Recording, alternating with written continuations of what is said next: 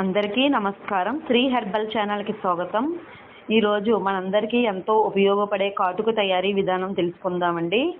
ఈ కాటుక తయారీ విధానం గురించి మన ఆయుర్వేద గ్రంథాలయాల్లో మన ఋషులు చాలా బాగా వర్ణించారండి. చాలా విధాల ఎన్నో రకాలుగా చేసుకోవచ్చు అని చెప్పారు. ఈరోజు మనం గుంటగలవరాకుతో ఎలా చేసుకోవచ్చు అన్నది తెలుసుకుందామండి. పరిశుభ్రమైన ప్రదేశాల్లో గుంటగలవరాకు సమూలం సేకరించి నీటిలో వేసి శుభ్రం కడుక్కోవాలండి.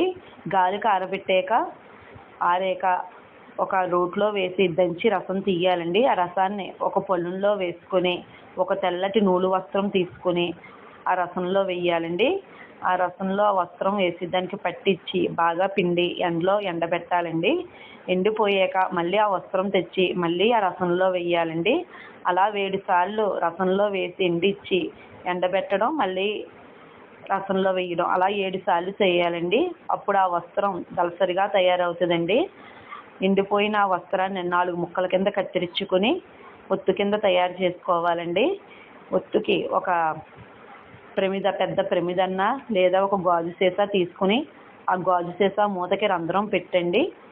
ఆ రంధ్రం నుండి ఇది ఒత్తు వేసుకోవాలండి. ఈ సీసాలో నువ్వుల నూనె కానీ, ముడి నువ్వుల నూనె కానీ, ఆముదం కానీ, శ్రేష్టమైన నాటు ఆవు నెయ్యి కానీ పోసుకోవచ్చండి. ఎవరికి ఏది వీలుగా ఉంటే అది వేసుకోండి. 3 కలిపి మాత్రం పొయ్యొద్దండి, ఏదో ఒక రకం వేసుకోండి.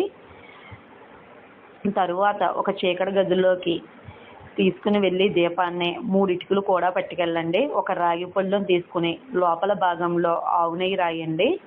ఆవు నెయ్యి రాసి 3 ఇటుకలు మీద ఈ రాగి పళ్ళెని దెబ్బలిచ్చండి. కింద ఈ దీపం పెట్టి మంట వెలిగించండి. వెలిగాక మసి దానికి పడుతుందండి. మంట వస్తుంది కదండి పైకి. ఆ రాగి పళ్ళెం దెబ్బలిచ్చాం కదా, దానికి మసి పడుతుందండి. ఆ మసి పట్టేదాకా మనం గదిలో తలుపులు వేసేసి బయటకు వచ్చేయాలండి. చీకటి గదిలోనే తయారు చేయాలండి కాటుక. ఎక్కడ పడితే అక్కడ తయారు చేయకూడదండి. శుచి, శుభ్రత అన్నది చాలా ఇంపార్టెంట్ అండి. దేనికైనా కళ్ళు కన్నది ఇంకా చాలా జాగ్రత్తగా చేయాలండి. ఎందుకంటే మనం అటు ఇటు కదిలితే దీపం మంట అటు ఇటు గాలికి అటు ఇటు పక్కకు పోతుందండి. అందుకే చీకటి గదిలో చేయమని చెప్పారండి మన ఋషులు.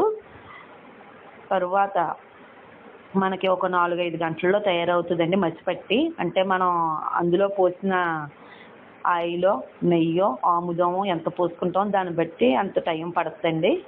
అప్పుడు అది మసి దానికి పట్టేసాక ఒక తాటాకు తీసుకుని శుభ్రం గీక్కోవాలండి.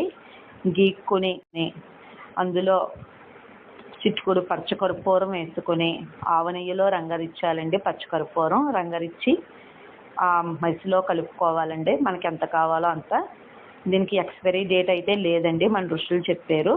అంటే మనం ఇలా చెప్పిన ప్రాసెస్లో చేసుకుంటే ఎక్స్పైరీ లేదండి. చాలా బాగా పనిచేస్తుంది. పుట్టిన బిడ్డ కానించి ముసలి వాళ్ళ వరకు కూడా పెట్టుకోవచ్చండి. నో సైడ్ ఎఫెక్ట్ అని చెప్పారండి. అప్పుడు ఎవరికే కంటి సమస్యలు లేవండి. ఇప్పుడే కంటి సమస్యలు ఎక్కువైపోయినాయి. ఎందుకంటే మనం కెమికల్తో కూడిన కాటిబరిని తెచ్చుకుని వాడుకోవడం వల్ల ఇప్పుడు కొళ్ళుకి ప్రతి ఒక్కరికి సమస్యలే ఉన్నాయండి. ఇలా కాటుకు తయారు చేసుకుని వాడుకుంటే మన కంటి సమస్యలు చాలా వరకు తగ్గుతాయని చెప్పారండి మన ఋషులు. నెక్స్ట్ వీడియోలో ఇంకా ఈ గుంటగలవరాకుతో ఇంకా ఎన్ని రకాలు తయారు చేసుకోవచ్చు అన్నది తెలుసుకుందామండి. ఈ వీడియో నచ్చితే లైక్ చేయండి, షేర్ చేయండి, కామెంట్ చేయండి, సబ్స్క్రైబ్ చేయండి. ధన్యవాదాలు.